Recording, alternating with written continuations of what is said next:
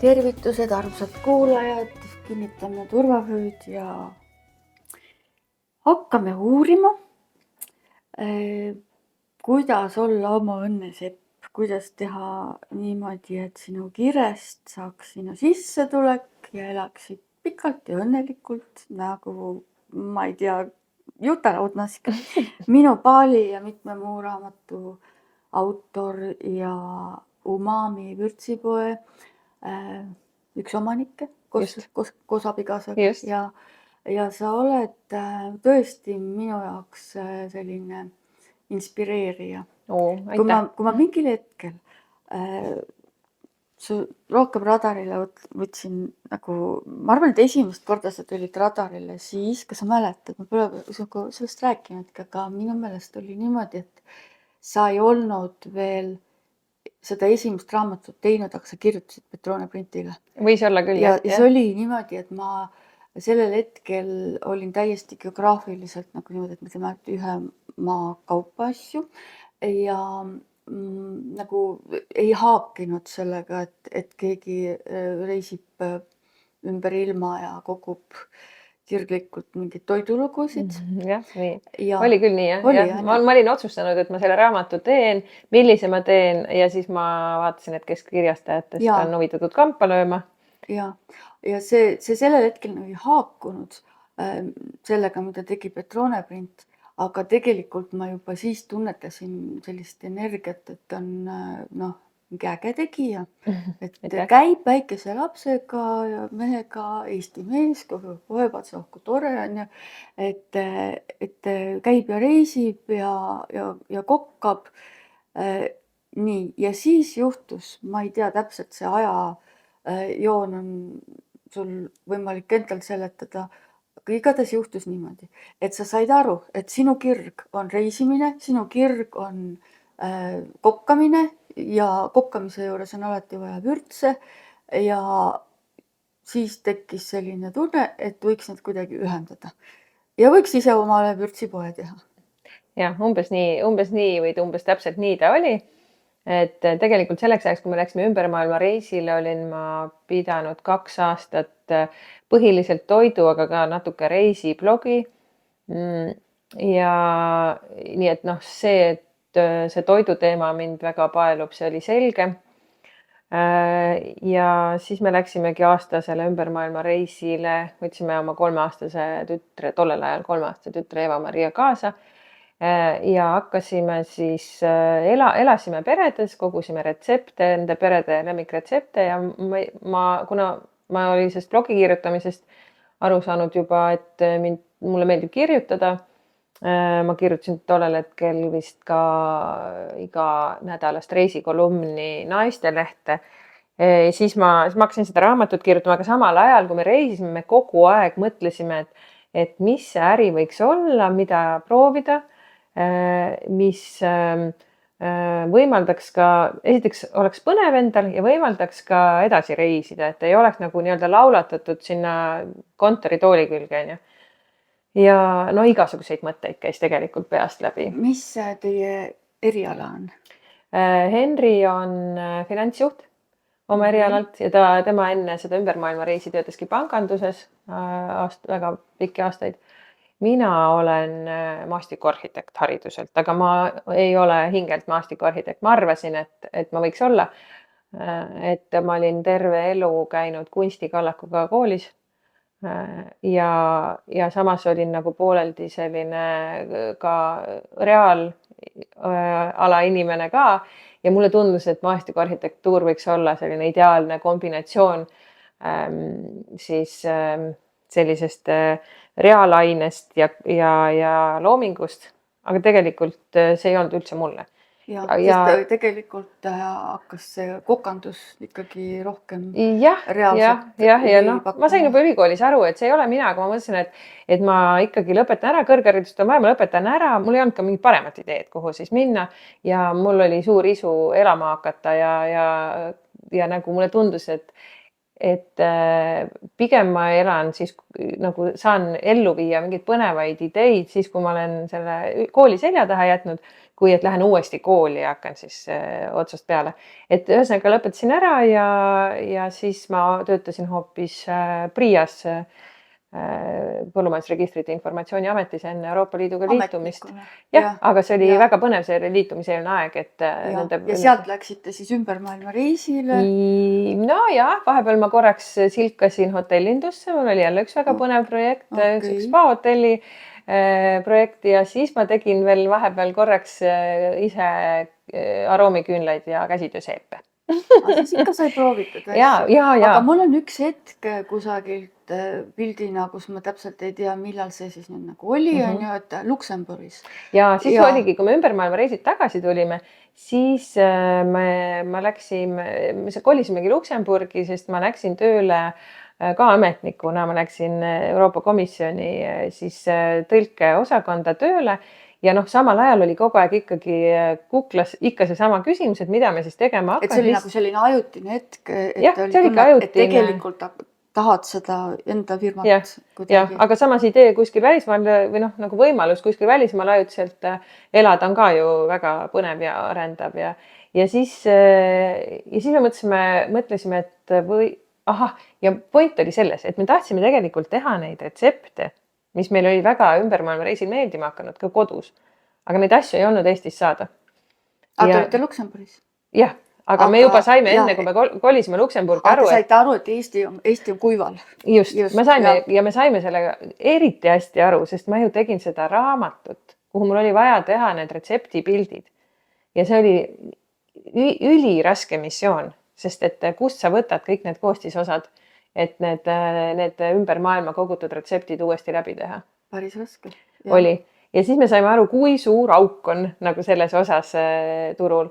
Ja siis me kolisimegi Luksemburgi ja kohe praktiliselt alguses hakkasime mõtlema, et kuidas siis seda teha. Ja siis mina olin üks päev tööl ja Henri läks siis lihtsalt meie kodu lähedal oli üks keldripood, selline keldri Aasia pood. Ja mõtlesime, et okei, et alustuseks võib ju ka sealt siis osta, et seal oli juba tänu sellele, et ülejäänud Euroopas on toidu käibemaks ju olematu, mõnes kohas 0 ja mõnes kohas paar %. Ja Eestis on kui palju? No nii nagu kõigel. 24. Jah. Nice. Et juba selle pärast sa saad ka tavapoodi minna ja sa saad juba palju odavamalt.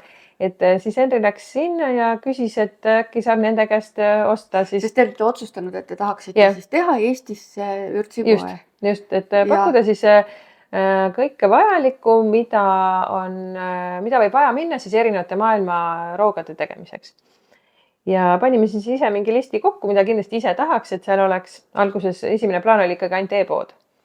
Ja mõtlesime, nagu ikkagi alguses, kui sa esimese ettevõttega alustad, on selline hirm, et aga mis siis, kui läheb pekki. Ja siis me mõtlesime, et okei, et siis on nagu kooliraha. Võtame tempo maha, sest see ongi ma räägin tõesti kiiresti. Väga palju õppida ja sellest sa oled inspireerija, et see hetk on minu arust nagu väga märgiline, et sa otsustad midagi uut alustada ja kuidas sa seda siis alustad. Sa pead nagu mingi hirmust üle saama. Ma arvan, et see on kõige olulisem. Ja kusagilt väikselt alustama. Ja teie läksite mingisse, ma ei kujuta ette, mingi keldripoodi või mingi väiksesse poodi. Ja ütleme, see hirmust ülesaamise puhul oligi 2 asja, mis tegelikult oli nagu vaja endal kuklas hoida. Üks oli see, et okei, läheb untsu. Aga siis on see summa, mille alla, mis sa selle esimese kauba alla panid või teise või kolmanda, siis on see nagu kooliraha. Sa nagu ostsid endale ettevõtluskoolituse, mis on nagu äge mõte tegelikult, eks ju. Et kus sa saad nii nagu hands-on ettevõtluskoolituse ja et see ei ole nagu liiga kõrge hind selle eest maksta. Ja teine on alati hea meeles pidada, et oled kuulnud seda ütlust, et ma ei tea, see on ameeriklased vist ütlevad, et umbes ettevõtja, et enne sa ei olegi ettevõtja, kui sa oled 2-3 projekti pankrotti ajanud, on ju. Et see on ka nagu selline hea, et see on okei, kui lähebki, siis järelikult see ei olnud õige aeg, õige koht, on ju. Et siis võtad uue idee ette. Ühesõnaga Henri läks sinna keldripoodi ja küsis nende käest, et äkki me saame teie käest osta natuke suuremas koguses, aga et võib-olla siis teete mingit allahindlust. Ja nemad ütlesid, et meie ei viitsi selle edasimüügiga nimelt tegeleda, aga me anname teile oma nagu tarnijate kontaktid. Kusjuures väga huvitav, et nii lihtsalt antakse. Väga huvitav, jah. Aga ilmselt nad tajusid ka selle ära, et tegelikult need ei olnud neile konkurent. Just, ma arvan, et Henri ütles ka, et me ei plaani seda teha, eks ju, Luksemburgi. Ei tee kõrvale keldripoodi, vaid läheme hoopis teise meil on siiamaani üks väike paberilipika alles, kus siis selle Hiina või selle Aasia poe müüja on oma käega kirjutanud need 2 partnerit, kes on siiamaani muideks meie partnerid, tarnijad. Ja minu arust väga hea inspireeriv on ka see, et alustada väikselt. Mitte niimoodi, et mõtleks terve suure skeemi välja, mõtleks, kas kuskilt saab, ma ei tea, mingit alustava projekti taotlust teha, vaid lihtsalt niimoodi vaikselt. No kui on võimalik, siis jah, mina ikkagi sellel ajal esimesed 3 aastat käisin lisaks ka tööl, mis on tegelikult, aga hea oli see, et me mõlemad ei käinud, muidu oleks ikka väga keeruliseks läinud. Aga et siis sul peab olema mingi lisasissetulek. Sina olid tööl, siis mina tegin siis õhtuti nädalavahetused ja vahel napsasin tööajast ka. Ma olen hästi kiire töötaja, siis ma tegin töö ära. Elasitegi Luksemburgis selle perioodi, kui Umami nagu selline start-up nagu alustas. Jah, rentisime ühe väikse, ma ei mäleta 10 või 13 ruutu ühe ruumi, ühe mingi sellise nõukaaegse büroohoone teisel korrusel. Eestis? Ja Tartus, kust siis hakkas. Aga ise olite Luksemburgis? Ise olime seal ja siis alguses ju neid pakke, mis tuli välja postitada, neid ei olnud palju ja siis minu isa oli pensionile just jäänud, siis tema postitas nad ära. Ja ma mäletan seda hetke, kui me saime aru, et teine korrus, me olime juba sinna esimese toa kõrval, ma hüppasin ajas edasi, olime lisatube võtnud kogu aeg. Ja siis, kui ükskord üks abiline tassis tonni kaupa teisele korrusele, siis me saime aru, et okei, nüüd on ruttu vaja esimesele korrusele kolida. Teine korrus ei ole laole hea. Ei ole. Ma tean, sest mul on raamatuladu.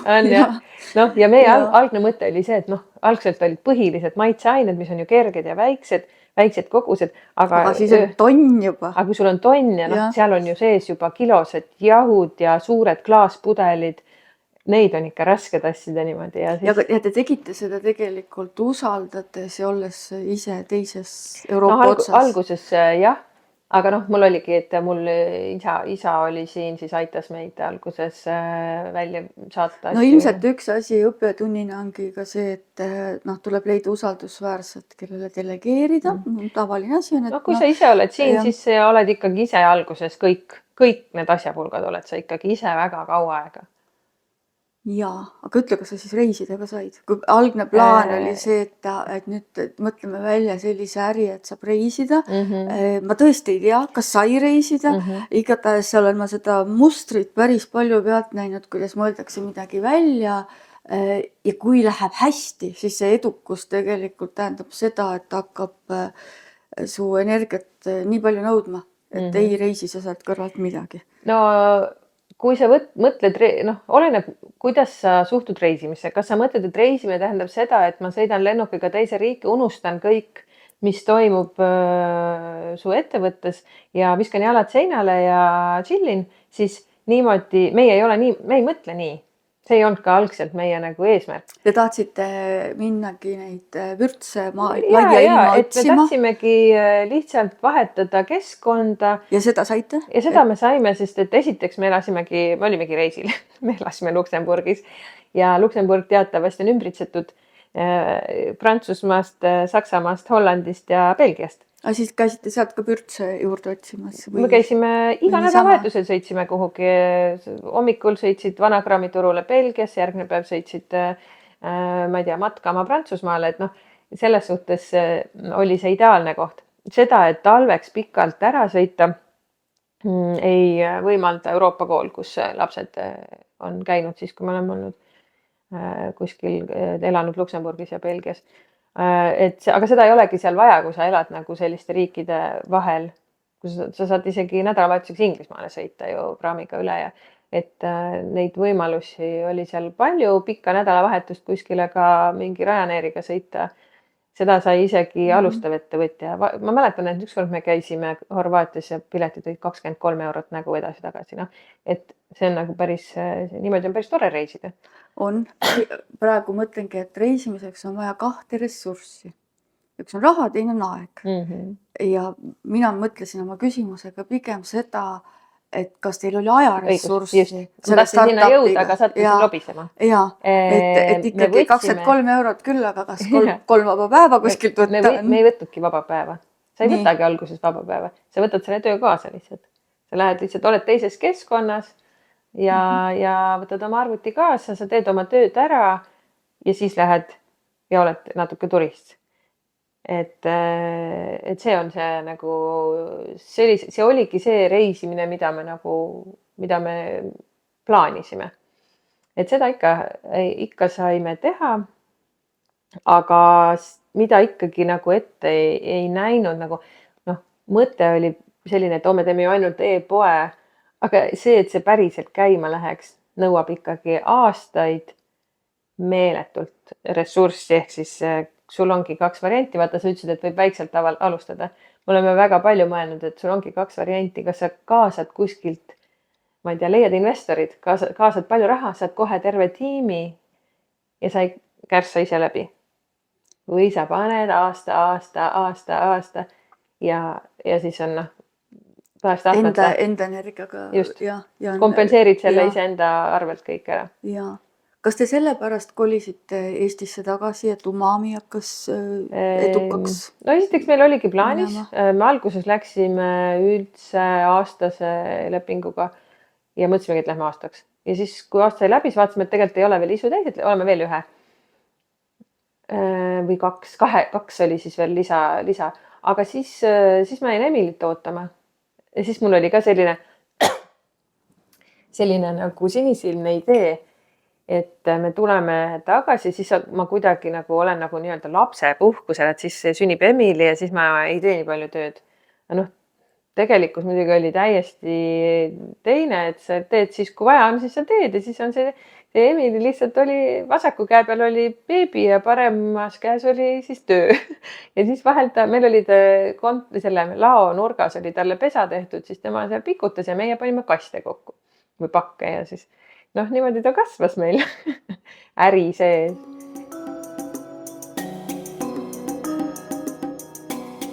Sa juba enne vihjasid, et see teie strateegia väikselt alustada läbi enda energia võib viia läbi põlemiseni, ületöötamiseni. Ja, et ma loodan, et ega ta kõigi puhul arvatavasti ei vii, et see oleneb nii palju inimesest, kui palju ta kõike hinge võtab, kuidas suudab ennast välja lülitada. Mul puudub see on-off nupp täiesti nagu. Ma õnneks olen küll kuldmagaja. Et see on nagu minu siis superpower. Sul on ju olemas on-off. Siis selles mõttes on olemas. Kõige hullem asi on see, kes ei suuda magama jääda, see inimene ennast välja ei lülita ja käib kuni hommikuni. Ja ma alati ütlen, et magamine on minu superpower. Et see on aeg, kus ma täiesti taastun. Aga ikkagi jah, et kõik nii palju aastaid järjest. Ja tead, kui sa teed midagi nii hingega, kui sulle nii hullult meeldib, see, mis sa teed. Ma enne kogu aeg arvasin, et kui sa teed asja, mis sulle väga meeldib, siis see on nagu hobi umbes ja sa ei põle läbi või sul ei saa nagu siis just põled. Ja siis, kui mul ma sinna punkti jõudsin, siis ma hakkasingi lugema, et kõige tõenäolisemalt põlevad läbi inimesed, kes tegelevad sellega, mis neile väga meeldib, sest nad ei tunne väsimust. Sa ei tunne väsimust, sest sa naudid seda, mis sa teed. Ja see on nagu kõige ohtlikum. Ja siis sina olidki selles olukorras, kus kirega tegid oma Umamit ja tegelikult jõudsid sellesse kohta, kus... Ma mäletan täpselt nagu esimesi märke oli ja meil alati see jõulueelne aeg, november-detsember on alati kõige kiirem nagu ikka kaubanduses, eks ju. Ja ma mäletan, et ma läksin ükskord kontorisse ja tulen autost välja ja sest enne tunne on nagu ma oleks nagu vinklist väljas, nagu diagonaalis. Nagu see mingi tasakaalu teema oli. Siis istusin maha, toibusin natuke, jõin vett ja siis pärast läksin koju, mõtlesin, mis ma õhtuks süüa teen, ostsin forelli. Ja siis ma ei tundnud selle lõhna. Ma ei tundnud, täiesti seal puudus igasugune lõhn, et ma mõtlesin, okei, midagi on nagu väga nihu. Ja aga õnneks see oli just paar päeva enne, kui me läksime talveks Mehhikosse. Mehhiko oli täiesti meil puudu veel tollel ajal Umami sortimendist. Me läksime otsima Mehhiko maitseid, et mis peaks kindlasti olema. ja see siis ma toibusin natuke. Nii et veebruari lõpus tulime tagasi ja noh, oli nagu enam-vähem, tegelikult augustiks olin ma ikka umbes samas olukorras tagasi. Ja siis me mõtlesime, et mis me siis nüüd teeme, et kõigepealt oli see vaja endale üles tunnistada, et sa oled üle töötanud, sest see on ka nagu omaette faas. jah, noh, mul hakkas nagu juba sealt aasta algusest hakkas koitma, aga midagi on. ja aga augustiks mul oli selge, et ma ei oska sellega nagu toime tulla niimoodi, et ma ei muuda midagi väga drastiliselt. Ja siis me arutasime ja juhuslikult juhtus niimoodi, et mind just kutsuti tööle Euroopa Parlamenti. Ja ma küsisin Henri käest, et kas ta on nõus. Esiteks, et kas nagu üldse, et kas ta arvab, et see on üldse nagu tehtav, eks me ikkagi olime kogu aeg ju kohal ja nagu käed küljes kogu aeg olnud. Ja siis ta ütles, et peab olema, et midagi ei ole teha, et lähme. Ja võtsite firmasse tööle. Jah, meil oli tegelikult seal juba selleks ajaks oli meil tööl, me võtsime tööle ühe väga toreda inimese ja kui me teda tööle värbasime, siis me otsisime hunt Kriimsilma. Ja tuli täitsa ideaalne hunt Kriimsilm meile ja temast siis sai selline vägede juhataja meil. 9 ametit. Ja kuhu te siis seal Euroopa struktuurides geograafiliselt kolisite? Ja siis me kolisime Brüsselisse. Ja siis meile Henri ütleski algusest, et me lepsime kokku, ta kuude viisi ei öelnud mulle, mis toimub. Et sa olidki lihtsalt eemal sellest, mis sind oli enne põletanud. Ma küll nagu pidin täiesti teise teema ka väga ülitehnilise töö selgeks õppima. Ja selles olukorras võib-olla ma olin nagu jahmunud, et see ei olnud nii lihtne nagu tavaliselt minu jaoks, sest et ma selle uue töö õppimine. Et tavaliselt ma eriti mingid tehnilised ülesanded, see ei ole mulle kunagi probleem olnud. Aga ma olin nagu üsna räbalas olukorras ise, nii et ma pidin näiteks palju rohkem asju üles kirjutama. No sul oli vaja leida midagi, mis oleks sulle kirg, mingi aseaine. Jah, aga tollel hetkel oli kirg terveks saamine. No aga see oligi aseaine siis, sest sellest sai siis see tervislik biohäkkimine, tervislik eluviis. Ja. Sest ma olen seda palju ka mõelnud ise selle läbipõlemise teemade peale ja lugenud ja see täpselt, et sul on vaja leida kas mingi asendustegevus või näiteks ka see, et kui sul on mingi kirg, siis leia mingi muu kirg, millega sa nagu teed seda vahetust, et sa ühte tehes puhkad. Ja nii oligi. Ja eks see kas kirg või mitte, aga see uus töö ikkagi võttis nii palju mu tähelepanu endal, et ma pidin täiesti keskenduma ja siis tasapisi mõne kuu pärast siis hakkasime arutama neid tööasju uuesti ja siis sai niimoodi nagu uuesti teemadega kurssi ja tegutsema. Aga mis sulle siis kõige suurem õppetund, mida tasuks kuidagi filtreerida teistele edasi anda? No ma arvan, et sest minu jaoks oligi see, mis ma praegu ütlesin see, et sul peab olema vahelduv faasid, et lähed ühe kirja pealt teisele. No ikkagi vaadates, kui kaua võtab aega toibumine, siis ennetamise peale peaks mõtlema juba, ma arvan, et kui sa oma seda äri nägemust nii-öelda kirja paned ja projekti oma peas või paberil kirja paned, siis peaks endale piirid ette panema ikkagi, et öösel ei tööta, et näiteks paned endale tööajad ikkagi. See tundub nii tobe, sest et sa tahad ju, sul on tunne, et sa jõuad ju. Aga see öösel, ise ütlesid, et sinu superpower on magamine, aga mida see siis tähendab? Ei selles suhtes, et ma näiteks ei tööta ärkamisest kuni magama minemiseni non-stop. Ja et nädalavahetus. Ma kunagi nägin Ameerikas sellist sõna, see vist Eestis ei ole väga levinud, aga somnoreksia, mis tähendab seda, et mitte inimesel ei ole unetus, vaid inimesel on peas selline tunne, et magamine on mõttetu tegevus. Ja et nagu anoreksia on see, et sa hoidud toidust, sa hoidud unest. Sa võiks magada küll, aga sa ise võtad õhtul mingi kofeiini laksu. Ei, mina seda pole teinud. Ma lihtsalt terve ärkveloleku aja võisin nagu sa vahepeal teed küll loomulikult seda süüa või käid kuskil külas ära, aga siis sa ikkagi vastad jälle mõnele meilile. Põhimõtteliselt sa nagu üldse ei anna oma ajule sellest tegevust puhkust. Et inimesed tegelikult ikkagi on vaja seda nädalavahetust ja on vaja seda õhtut. Ja võib-olla sa oled see inimene, kes just õhtuti töötab, aga siis võtad selle hommiku, et paned endale ikkagi mingid puhkeajad, sest see, aga nii põnev on, et ma tean, et seda ei ole lihtne teha, et huvitav on ja siis tahad vaadata, sa tahad ikkagi olla see, et klient kiidaks, et näed, sain nagu pauhti, sain jälle nii kiiresti vastuse, kõik lahendati ära. jah, Jah, aga mille arvelt, eks jah, ole. täpselt. Jah. Nii, aga nüüd seda minu Lukabos sinu elu vaadates, siis kunagi kusagilt tulid need reisid, mis viisid lapsed koduõppele. Sa korra juba enne mainisid, et näed, et ikka Luksemburgis elades, siis läks sul see esimene tütar kooli ilmselt, on ju. Et siis tuli teha lühikesi napsukesi, sest et ei saanud ju kuskile kaugele pikalt minna.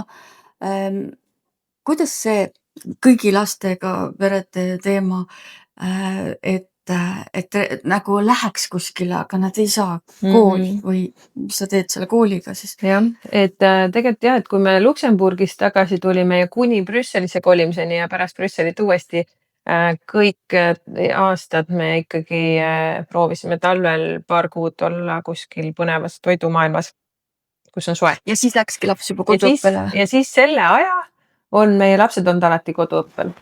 Et Eestis muidu on täiesti olemas selline koduõppemäärus, et kuni vist 8. klassini saab lihtsalt nagu teha avaldus. Ja kas sul olid lapsed siis Eestisse kirja pandud, ja ei olnud selle Luksemburgi koolis kuskil? Ja ei, Luksemburgi koolist sellist asja ei saanud niikuinii ja Brüsselist ka mitte. Eesti koolist ja nad on terve aasta tavalisel õppel, välja arvatud siis see aeg, kui me oleme ära see paar kuud. Ja lihtsalt imelised koolid on meil sattunud teele. Imelised direktorid ja õppealajuhatajad ja õpetajad, kes on näinud, et see on võib-olla isegi veel arendavam viis, kuidas õppida. Et sa rändad maailmas, avastad ja eks nad on näidanud ka, et nad on hoolsad, kohusetundlikud ja meil on siis stuudium või mis see on, e-kool. No mõlemad on olemas. On ka nagu siis selline ikkagi suur abimees, et kõik õpikud on kaasas ja iga päev algab siis sellega, et sa võtad läbi kõik, mis koolis tehti. Nad siis töötavad selle kõik läbi, teevad kõik kodutööd kaasa, kõik, mis tunnis tehti, teevad läbi. Ja kõik kas te aitate neid kuidagi ka või? No eks ikka, see oleneb vanusest nüüd, et muidugi esimestel aastatel on ikkagi palju vaja abi, et sa oled ise see, kes projektijuht seal, vaatad koos üle, mis seal on ju, siis kui tal on lugeda, siis ta loeb sulle ette, sest ja siis kui on uus asi matemaatikas, siis sina oled see õpetaja ikkagi. Mingist vanusest sa saad aru, et okei, et ma hoian vaikselt ainult stuudiumil silma peal, see on, ütleme, 5.–6. klass võib-olla, aga siis sellest vanusest on jälle see, et sealt koolis toimub nii palju, et see läheb nagu natukene tunned, et see läheb nagu keerulisemaks natuke, aga on tehtav. Aga viimased korrad, kui Eva-Maria oli siin gümnaasiumis, siis ma ei teadnud küll mitte midagi, mis seal toimub. Ta läks hommikul, võttis arvuti kaasa ja haihtus ja tuli paari tunni pärast tagasi. See aeg, kus toimub Minu Paali tegevus? Ja. Need 2 viimast aastat oli ta siis.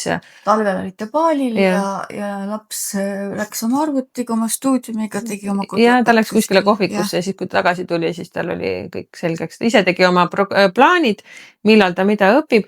Ise läppis kõik õpetajatega kokku, kuidas ta mingeid töid saab vastata ja tegelikult väga iseseisvaks õpetatud laps. Ka tänu sellele. Väga jah, et nad saavad aru, et kui nad ise ei kontrolli, ise ei majanda, siis mitte midagi ei toimu ka. Ja ei ole kunagi olnud seda olukorda, et tuleb tagasi ja ei saa, on kuidagi maha jäänud või reel ei saa või et oleks kehvad hinded, et kõik on viielised olnud. Et ma arvan, et see on nagu testimise asi, kellele sobib, kellele ei sobi. Ma olen kuulnud sellist stereotüüpi, et koduõpe on väga keeruline lapsevanemale.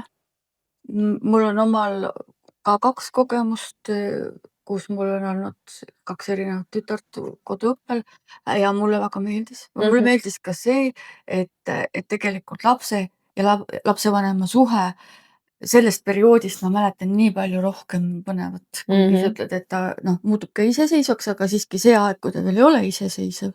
Et minu arust on see väga hea võimalus on ühiseid küll, mälestusi seal on ka saada. see, et sulle antakse, järsku on koolis mingi projekt ja siis hakkad arutama koos, kuidas seda siis võiks lahendada, eks ju. Otsid mingeid materjale, on ju mingi kunstiprojekte ja selliseid loovprojekte, mida peab siis kuskil täiesti uues kohas, täiesti uue nurga alt lahendama, et see sul on täiesti õigus, et see on päris äge jah. Ja üks äge asi, mis selle juures on, et palju vähem aega läheb päevas õppimise peale, sest kui sa näed, et tal on see matemaatika osa näiteks selge, siis sa ei pea ootama, kuni ülejäänud 24 lapsel on ka klassis selge, saad lihtsalt edasi minna. Et jah, aga jah, mingites asjades tähendab kindlasti ajaliselt võtab vähem aega, aga mingite selliste projektidega pead oluliselt rohkem tegelema, kui sa muidu peaksid, kui ta koolis on, kus õpetaja tegeleb selle asjaga. Ja muidugi on igasugu lisaharidus, mis tuleb, see on selge ju, et iga kord, kui laps reisib, siis ta näeb maailma. No täiesti, sest tegelikult meil mõlema tütre õpetajad on öelnud, et nad on nagu väiksed lapsed, aga nagu täiskasvanu inimese olemine. Et ma arvan, et see on kindlasti sellest elustiilist tingitud. Et selline lisamõju sellel elustiilil arvatavasti on.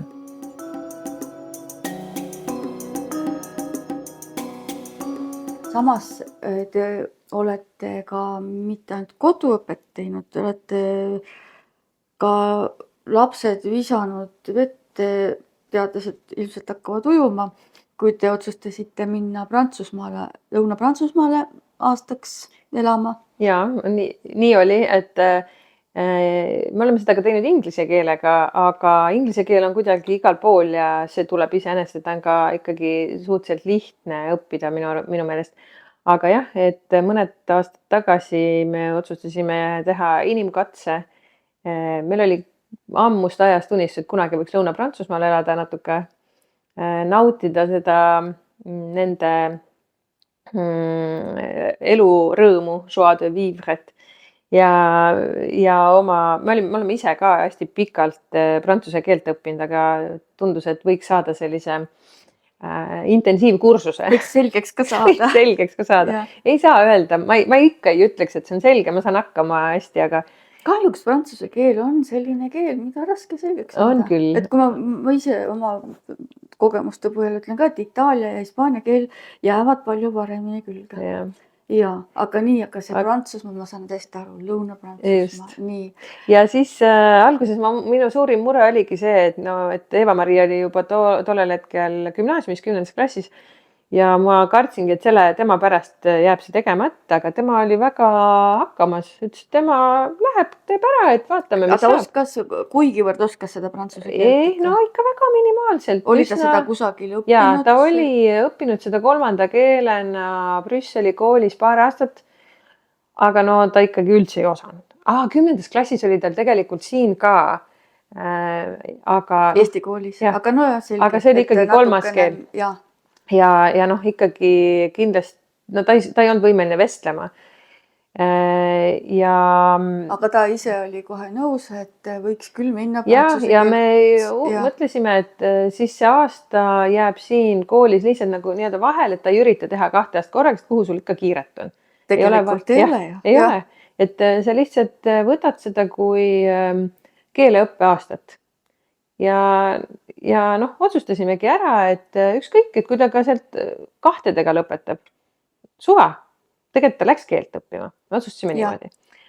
Ja siis saime nad mõlemad siis ühte Aix-en-Provence'i, ta on tegelikult katoliku kool, aga ilma seal ei ole nagu seda usuõpetust üldse. Ta on erakool, aga kuna ta on katoliku kool, siis ta on hästi mõistliku kuutasuga. Kui vana noorem tüdruk sellel oli? Nii, ta on nüüd praegu 12, siis ta oli vist 9 või? ja aga tema pärast ei olnud muret, sest et no ma tegelikult kujutan ette küll, et kõik ütlevad, et nooremale lapsele on lihtsam. jah, me ise ka arvasime, noh küll tal küll vist ei olnud praktiliselt üldse.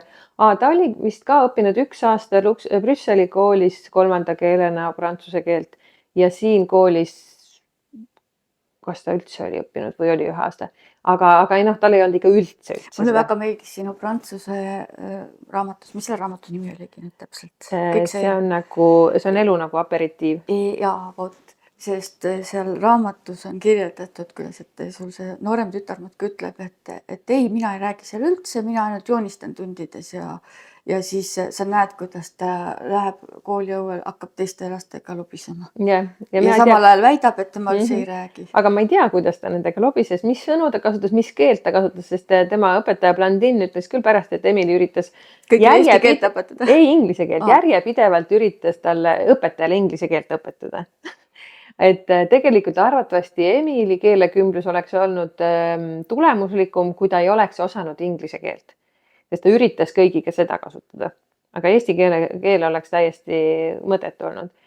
Ja noh, Eva-Maria siis tema oli gümnaasiumis, teemad olid ikkagi antiikooper ja Raku ehitus ja kuni jõuludeni ta ei saanud ikkagi mitte midagi peaaegu aru, aga mingi ime läbi ta kogu aeg toimetas seal, ei saanud ühtegi 2 ega midagi.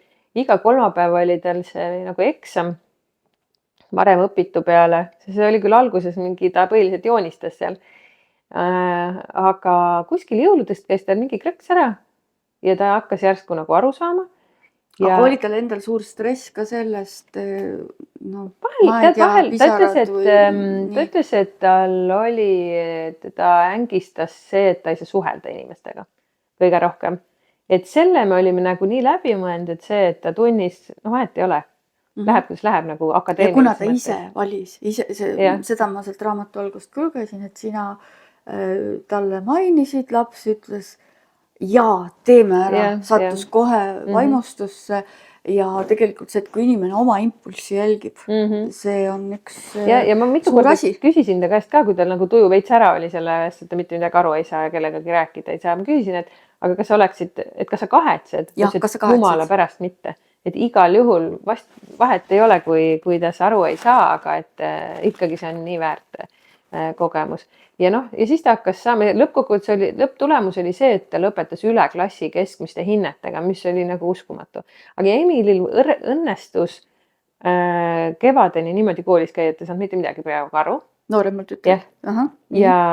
Ja siis suve hakul, kui kool hakkas läbi saama, siis oli näha, et ta hakkab vaikselt nagu midagi hakkas rääkima, mis räägiti, mis mingi sõbranna ütles, aga ta kuidagi sõpru sai seal palju ja ma ei tea, mismoodi nad seal suhtlesid. Inglise keelt küll keegi ei osanud, kaasa arvatud õpetajad. Aga kuidas see tehniliselt välja nägi, et nad olid siis Eesti koolist lihtsalt ära võetud? Nad samal ajal Eesti koolis mingil koduõppe... Oli küll, Emily, siis noorem tütar oli samal ajal Eesti koolis niimoodi, et tema lihtsalt, mina pidin siis tagama, ta oli nagu koduõppel, mina pidin tagama, et kui ta järgmine aasta järgmisse klassi läheb, siis tal on kõik, ta on samal tasemel. Või meie. Aga siis tegitegi vahepeal eestikeelset programmi lisaks? Teate, me tegime niimoodi, et kui me otsustasime, et me ei tee samal ajal, me tegime nii, et kui me tagasi tulime, siis see suvi käisime läbi selle programmi, vaatasime, et ta oleks, sest ta ju õppis seal ka. Et lihtsalt, et kui kuskil oli mingi asi, mida Eestis oli õpetud, mida seal ei olnud või mida ta ei olnud, et siis ja eesti keel ka muidugi. Et siis me need asjad vaatasime läbi ja probleemi ei olnud üldse. Aga siis see gümnasist, tema võttis siit puhkus, nagu vaheaasta, nagu ta oleks kuskil, käiski välismaal õppimas. Ja siis tuli ja tegi siin selle aasta järgi. Ja tegelikult võib öelda seda, et selle eluvalikuga mõlemad tütred said omale prantsuse keele. Jah, Emily ei räägi, kuigi tal on praegu prantsuse keeletunnis oluliselt lihtsam kui teistel küll. Ma ei kujuta ette, kui palju teised vaeva näevad nende sõnade endale selgeks tegemisega. Temal on ikkagi nad kuskil kuklas kõik olemas. Maria õpib alates sellest aastast Pariisis ülikoolis ja õpib täiesti prantsuse keeles ja Vägev. õpib lingvistikat. Nii, ja see tegelikult ilmselt sai alguse tänu sellele Absoluutselt, aastale see ei oleks võimalik olnud ilma, et ta oleks selle aasta teinud. No väga äge. Ja sina ilmselt ka ei lase ennast enam prantsuse keeles maha müüa. Ma loodaks. Jah.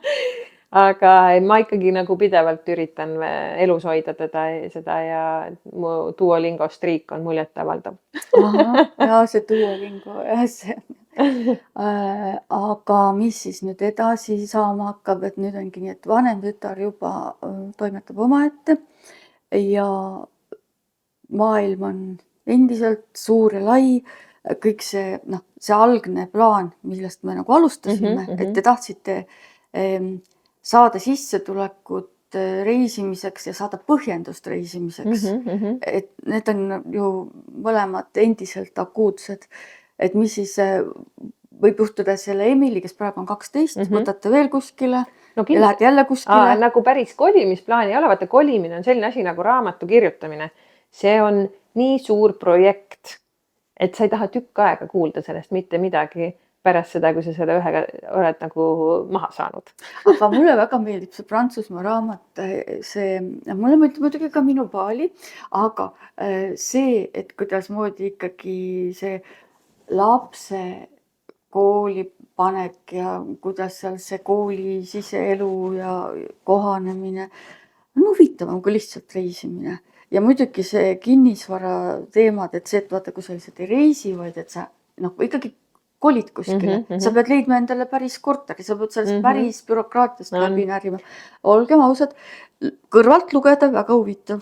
Nii ongi ja see ongi nagu kogemusena ka ju palju huvitavam kui lihtsalt, ma ei tea, tuusiku ostmine või kas või ka lennukipileti ja Airbnb on ju kinni paneme. Aga milline energiakulu see on, et see kõik ellu viia ja kõik sealt õnnelikuna välja roniks pärast. Et see on selline asi, mis nõuab vahepeal kohe mitu aastat taastumist. Küsiksin ka sellise tehnilise küsimuse, et teil on Tartus imeline korter. Kohe vaatasin, et toa taimedest on džungel tehtud. Seda ei saa ju tühjaks jätta, et siis te selle üürisite välja või keegi käis teil siin toa taimi kasvamas? Meil on selline hea haldjas minu ämm, kes on ühtlasi ka rohenäpp, kes siis, kui me oleme ära, käib hoolitseb. Aga välja te ei üürinud? Ei, kui me olime Prantsusmaal, siis me ikka üürisime ja kui me oleme, ütleme, Belgias ja Luksemburgis ka, et siis see on iga majanduslikult mõtlev inimene saaks aru. Jaa, aga vaata, ma samas tean ka päris palju selliseid inimesi, kes ütlevad, et aga see on minu kodu ja see on ka väga ebamugav, et ta välja üürida, et siis ma pean kõik enda asjad kusagile ära peitma ja või kaasa võtma. Ja see on kohutavalt ebamugav. See tähendab, et sa pead ju kolima. Sa pead 2 korda veel lisaks kolima. Sa kolid 1 kord välja oma asjad ja siis sa kolid 1 kord sisse oma asjad. See on tõsi, see on mega tüütu. Ja ma tean väga paljusid, kes ütlevad, aga kuidas nagu teine inimene, kuidas sa siis hotellis ööbid? Seal oli ka eelmine päev teine inimene. Jaa, seda küll. Et see on täpselt sama. Et see on see, et kes on minu voodikeses maganud, see teema. Aga sa lähed ka ju magad selles teise inimese voodikeses. Et tegelikult on see kodu on seal, kus su inimesed on. See siin on küll väga mõnus keskkond, aga tegelikult on see kinnisvara. Jah.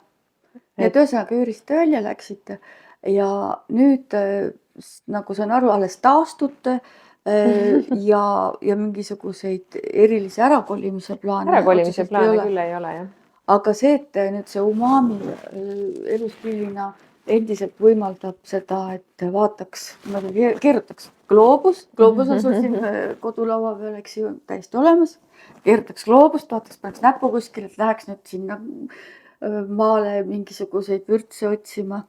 Seda me ikka teeme ja see on meil kogu aeg ikka kuskil Kuklas, kas lähemal või kaugel. Me käime ka toidumessidel, mis on ka alati väga hea nagu koht, kust uusi põnevaid tooteid ja maitseid leida, aga reisime kindlasti päris see näpu gloobuse peale panemine võib olla natukene ohtlik, sest sa võid sattuda kohta, mis ei paku kulinaarseid elamusi ja see ei aga tule kõne on allagi. selliseid kohti ka, no ma mõtlen poolustel vist ei ole, aga no tõesti kindlasti on erinevates kohtades vürtse erineva kvaliteedi ja tihedusega, aga vist igal pool maailmas on ju vürtse. Jah, aga me ju vürtsid on ju tegelikult väike osa umami valikust, et me ju müüme kõike, mis on vaja, et teha autentseid etnilisi roogasid alates jahudest, õlidest. Seda enam on igal pool maailmas. On küll, aga mõni kultuur paneb kulinaariale rohkem rõhku ja mõni vähem. Et sellest tulenevalt on siis meie sellisel eelistuste skaalal need riigid kindlasti nagu omas järjestuses. Ja kindlasti ka Eesti harjumused on midagi tahetakse rohkem. Ma pakun seda, et Jaapan on nagu läinud moodi rohkem kui vanasti. No kindlasti viimasel ajal muidugi Korea ennekõike. Korea köök on teinud täieliku tuhastõusmise nagu üle maailma. Ja Koreas me ei ole käinud, nii et see on nagu selline koht, kuhu... Mis on aeg minna. Just. Ja. Kunagi oli juttu kellegi sellest, et Indoneesia, Bali, aga siis laiemalt Indoneesia köök ei ole laias maailmas eriti populaarne. Et kui sa võrdled, ma ei tea, Tai ja Hiinaga näiteks, et ma ei tea, miks see niimoodi on. Ja kas sa oled nõus, et see niimoodi? Ma olen nõus ja kui ma mõtlen, et kas minu Tai toidud meie pere toidulauale jõuavad, ma arvan, et iga nädal võib-olla isegi. Ise kokkad? Jah, ise. Aga ma väga unistan, et mõni päris Tai kokk koliks Tartusse ja teeks restorani, mul väga meeldiks, aga praegu seda ei ole. Ja seda peab ise teha. Aga praktiliselt mitte kunagi ei tee Indoneesia toite. Miks? Sellepärast, et ma võin ju öelda, et ma teen India toitu, kui mul on kapis keedetud riisi ja siis ma teen sellest midagi nasi gorengi sarnast, mis on see Indoneesia praetud riis kõige tavalisem asi, siis ma praen muna sinna peas, ma võin öelda, et ma tegin Indoneesia rooga. Lihtsalt ta ei ole nii eriline. Ta on riis, kana ja sojakastmega laias lastud, ma tegin nagu liiga natuke. Aga põhimõtteliselt, et ütleme Tai või Jaapani toidud on nagu komplekssemad, sa saad suurema elamuse, sa saad rohkem maitseid, sa saad rohkem nüansse, rohkem selliseid koostisosasid, mida sa muidu ei kasuta nagu. Et ma arvan, et see ongi see ja balanss ka, et Tai toidus on hästi oluline, et sul on see soolane, hapu, tuline, magus, mis ma nüüd ära unustasin. On kõik tasakaalus. Ja, just umami ka, jah. Mida umami tähendab? Ütleme selle ka. Umami on selline 5. maitse, mis on võiks olla nagu maitserohkus. Ja ma alati proovin siis kuna see on nii umbmäärane, siis ma proovin aru saama või aimdust anda, et mis see maitse siis on. See on selline maitserohkus, mida on hästi palju näiteks parmesani juustus või siis vinnutatud mingis singis, näiteks prosciutos või siis näiteks sojakastmes või misopastas. Et on umbes aru saada, eks ju, mis see on. Jah, ja Jaapanis on ka, seal on küll hästi maitsed ei ole nii tugevad nagu Tais, aga see balanss ja selline, et see on samamoodi oluline. Kui sina süüa teed ja vaatad retseptis, võrdled seda nimekirja, kas sa päriselt paned kõik need vürtsid sisse? Kui ma teen soolast toitu. Või paned umbes pooled või? Ma mõtlen seda, et konkreetselt enamik, näiteks Tai retseptides tohutult palju koostisosasid. No Tai puhul ma kindlasti vaataks, kas selle retsepti autor on Tai või ei ole. Kui selle retsepti on kuskile üles pannud Tai, siis ma vaatan väga kriitilise pilguga chili koguse üle, sest et mäletan, et ükskord me rääkisime ühe Taiga, kes ütles ta nagu tõsimeeli ütles, et temale meeldib, kui tema papaiasalatis on 20 seda väikest värsket tšilit. See on nagu ebareaalne, et keegi selle suudab päriselt ära süüa ja me tegelikult armastame väga vürtsi aga noh, taide vastu ikkagi ei saa selles tuleneelamises. Aga näiteks kui me räägime teistest vürtsidest, kui ma teen mingit India toitu, siis loomulikult kõik sama palju nagu indialane paneb sinna vürtsköömet, koriandriseemneid, ma ei tea, kardemoni, et need ei ole ju tulised vürtsid, need on nagu maitse. Ma tegelikult mõtlesin veel hoopis midagi muud. Nii. Ma mõtlesin seda, et kui sul on seal 20 asja, aga sa paned 20 asemel 10 asja. Okei. No seda võib Harju juhtuda. keskmine inimene teeb Aasia kokaraamatust, vaatab, enam-vähem, ma ei tea, mina olen küll nii teinud. Aga samas ma tean küll, et tegelikult ei tule kõik need toidu, maitsenüansid ei tule siis, kui sa paned ainult need, mida sa Sellega on leiad. niimoodi, et kui mul need kõik need olemas on, need 20, mis tõenäoliselt mul on, Tõepoolest, sinul on. ja siis ma panen kõik need sinna sisse. Kui midagi on otsas ootamatult, siis ma vaatan, kui sa ikkagi nii palju aastaid tegeled maitseainete ja vürtsidega ja siis sul on aimdus, kas seda saab asendada. Ja sul on ka aimdus, kas midagi väga juhtub, kui see välja jätta. Et siis ma lihtsalt kas jätan välja, asendan. Ausalt öeldes ma üliharva päriselt jälgin nagu niimoodi. Ainuke asi, kui ma küpsetan kooki, siis ma jälgin väga retsepti, sest see ei ole mitte loovus, vaid see on keemia. Koogi küpsetamine, seda on öelnud paljud tippkokad, et see on küll selline teema, mis on nagu raketiteadus. No, see on keemia lihtsalt, et mis millega reageerib, kuidas, et seal ei ole mõtet hakata. Sa paned sinna, ma ei tea, klaasijahu või 2 klaasi. No väga suur ja jahul on ka vahe, sest see gluteen hakkab ju mängima. Seal on isegi see ju, kui palju sa segad, et kui palju seda gluteeni nagu välja lased. No see on nagu, ma räägin, seda sa teed seda tasub retsepti järgi teha. Ma üldiselt väga palju ei küpseta, et pigem ma teen soolaseid toite ja neid ma teen harva niimoodi nagu nuineljaks retsepti järgi. Kui ma tahan midagi väga autentset, mingit klassikalist retsepti teha, siis ma esimene kord kindlasti teen, et aru saada, mis see siis on. Ja siis saad hakata mängima. Kas oskaks lõpetuseks soovitada mingisuguse vürtsi midagi, mis ei ole tavaline, aga võiks olla kasutusel? Ahaa, et võiks olla. Ma võin soovitada oma nagu täieliku lemmiku vürtsi. See on juba aastaid mul olnud selline ja seda mitte keegi praktiliselt ei tea, seda vürtsi. See on väga haruldane, et seda ei ole ka nagu tavaliselt poes saada. See on Timuti ehk tal on 2, tal on rohkem nimesid, aga ta kõige rohkem tuntud kas Timuti või Timuri pipra nime all.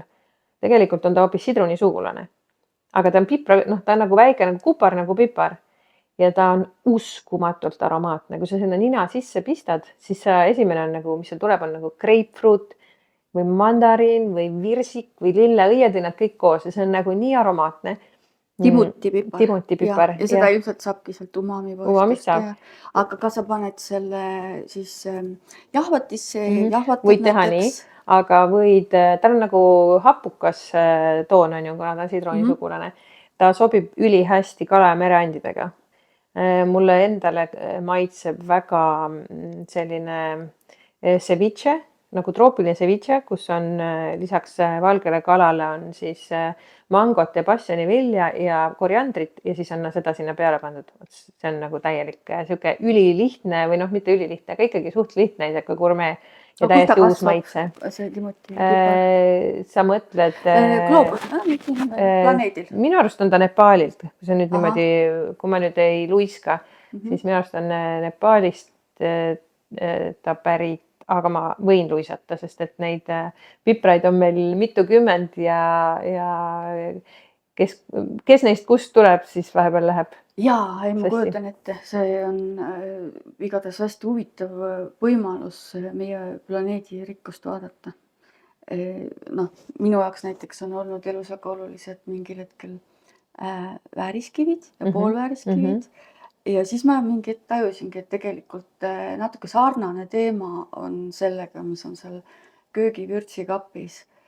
Et sul lihtsalt on mingisugused asjad, abilised, aga nad on kõik kusagilt mingi ajalooga, mingi geograafiaga kusagilt tulnud. Sellega on üks äge asi, mis mulle näiteks selle umami juures väga meeldib, ongi see mõte, et ma näiteks, sa müüd näiteks mereviinamarju, mille keegi sukelduja on, eks ju, kuskilt Jaapani rannikult sealt välja toonud, on ju. Või siis Tasmaania pipart, mõtle, kust see tuleb, on ju.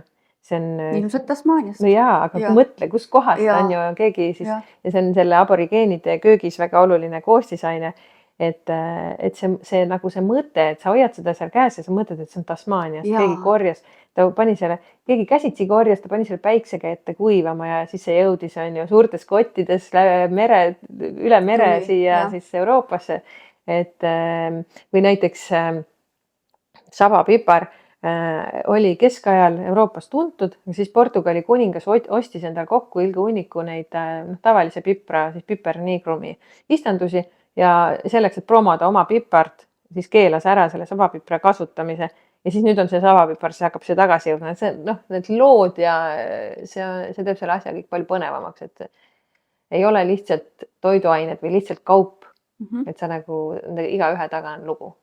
Jaa, Madagaskar, vanilje, kõige parem, aga mitte ainult, et Madagaskarilt tulevad ka näiteks minu meelest Votsiperi pipar näiteks, mis on selline metsik pipar, kasvab kuskil 10 meetri kõrgusel puu otsas, liaanide otsas, kohalikud külamehed ronivad sinna puu otsa, et siis korjavad neid käsitsi. Et seal Madagaskarilt tuleb meil päris mitmeid asju. Sri Lanka, kaneel. Kõige parem kaneel. Ja kas Baalil ka midagi? Ja, no näiteks me lausa müüme vanillikauno, mis on kasvatatud Baalil. Kas need on selle mingi ampulli sees? Nad ei ole meil ampulli sees, nad on sellise nagu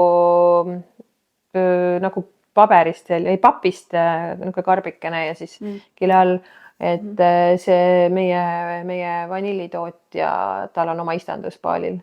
Ja siis, kui sa Baalil käisid, jälle tuleme selle elustiili juurde tagasi, et siis kuidagi käisid seal ka või? Ma ei ole seal kohapeal käinud, tegelikult me see aasta, see on meil plaanis olnud küll, aga sinna ei saa lihtsalt niimoodi minna, see ei ole kuskil, et ma sõidan taksoga kohale. Võiks ju mõelda, et Baali tegelikult on ju suhteliselt väike saar. Aga sa ei kujuta ette, ma kujutan küll ette, sest ma olen seal käinud, et see on tegelikult päris raske ühest kohast teise. Ja ütleme, raske on isegi jõuda punktist A punkti B Baalil, kui me räägime asustatud kohtadest.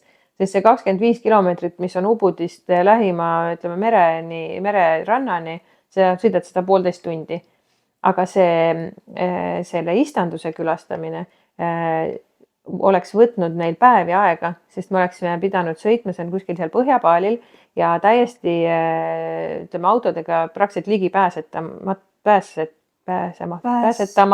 mis sa siis ei saa ligi pääseda autoga. Ei pääse ligi. Just ei pääse ligi. Aga äkki nad tahtsidki, et oleks saladus. Täitsa võimalik. Nad ostsid ühe vana puuvilja istanduse ja hakkasid seal siis arendama seda. Sest ilmselgelt nad sinna turiste ei oota. Ei, absoluutselt, aga ma selle omanikuga just rääkisin, nende siis selle istanduse boss just jõudis sinna, kui meie hakkasime ära tulema ja me ei oleks sinna saanud minna siis, kui ainult töölised olid, kes ei oska ühtegi sõna inglise keelt. Et ühesõnaga need ajakavad ei läinud klappima seekord, aga ma arvan, et me käime seal kindlasti ära. Kuule, aga häid reise ja mõnusad Baalit, mõnusad umamit ja teisi maitseid. Aga suur aitäh sulle! Aitäh sulle!